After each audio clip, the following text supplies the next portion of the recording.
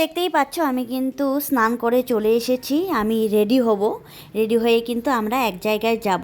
তো কোথায় যাব তোমাদের বলেই দিচ্ছি। আমি যাব কিন্তু আমি আর আমার হাজব্যান্ড মন্দিরে পুজো দিতে, কারণ আমার হাজব্যান্ড কিন্তু নতুন বাইক কিনেছে। তো ওর জন্য কিন্তু আমি আর আমার হাজব্যান্ড যাব পুজো দিতে, আর মামামকে কিন্তু রেখেই যাব, কারণ অনেকটা সময় ওখানে লাগবে। আর এদিকে দেখো আমি কিন্তু ঘরটাকে ক্লিন করে সুন্দর করে গুছিয়ে রেখেছি। তো এখন সেইভাবে গুছোতে পারি না আমি, কারণ মামাম যেহেতু ছোট সব কিছু এলোমেলো করে দেয়।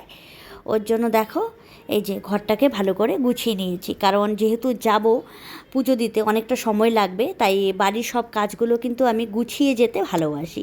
তোমরা কারা কারা আমার মতো গোছাতে ভালোবাসো, ঘর গোছাতে, কমেন্ট করে জানিও। তো এই দেখো ফাইনালি চলে এসেছি কিন্তু পুজো দিতে। তো তোমরা গেস করো তো এটা কোন মন্দির। তো যারা যারা গেছো তারা তো অবশ্যই জানো এটা কোন মন্দির।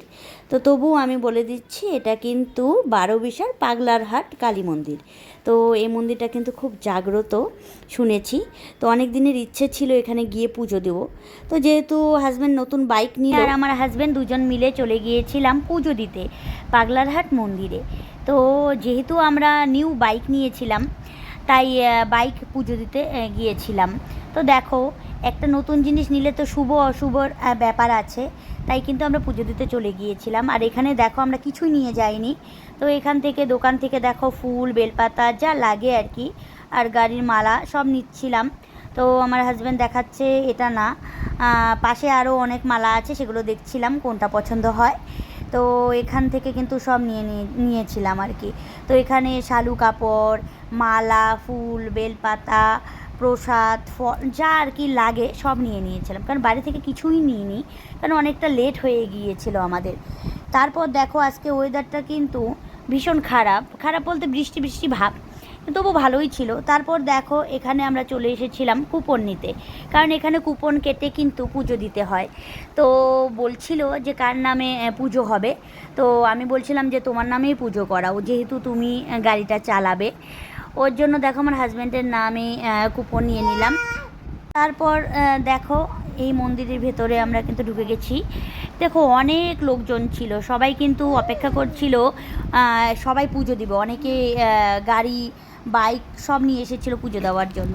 তো পুরোহিত কিন্তু পুজো দিতে বসে গেছে, পুজো প্রায় কমপ্লিট হয়ে যাচ্ছিল। তো আমরা অপেক্ষা করছিলাম অঞ্জলি দেব বলে। আর এখানে কিন্তু শনি মঙ্গলবার নাকি খুব ভিড় হয়। এদিকে দেখো অনেক লোকজন সকাল থেকে এখানে বসে আছে যে কখন পুজো হবে আর অঞ্জলি দিবে। দেখো অনেক লোকজন কিন্তু। তো বেশ ভালো লাগছিল এখানে পুজো দিতে গিয়ে, মনটা কিন্তু অনেক মনটাও বেশ ভালো লাগছিল। তো এইদিকে দেখো ফুল বেলপাতা সব কিন্তু রেডি করে রাখছে। তো বলছে যে কে কে অঞ্জলি দিবে সবাই এগিয়ে আসো।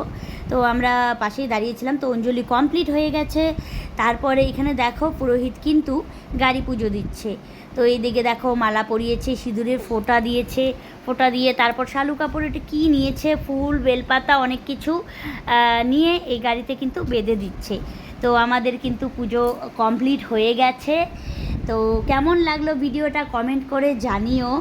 তো এই মন্দিরটা কিন্তু অনেক দিনের পুরনো আর জাগ্রত মন্দির, তাই এখানে কিন্তু সবাই আসে, অনেক দূর দূর থেকে কিন্তু লোকজন আসে পুজো দিতে।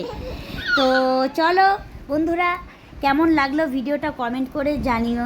তো টাটা।